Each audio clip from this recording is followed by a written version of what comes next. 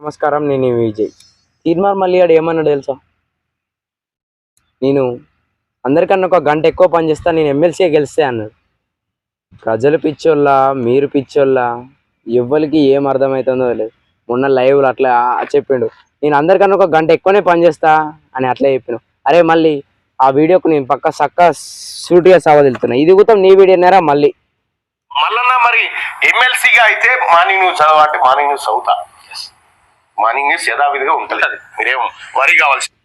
Morning news యథావిధిగా ఉంటాయి అంటుండు. ఇంకో గంట ఎట్లా పని చేస్తావు? నీ మార్నింగ్ న్యూస్కే వాడిని వీడిని తిట్టే వారికే, నీ బుచ్చ బతుకు లెక్క వాడిని వీడిని తిట్టే వారికే నీ టైం అయిపోతుంది. నువ్వు యథావిధిగా నా మార్నింగ్ న్యూస్ ఎట్లా చెప్తావు? తీర్మార్ మళ్ళీ ఎట్లా చెప్తావో నీకే తెలియాలి. ఇక మార్నింగ్ న్యూస్ చెప్తా అంటావు, నువ్వేమో అందరికన్నా ఒక గంట ఎక్కువ పని చేస్తాను. ఏడ పని చేస్తావు?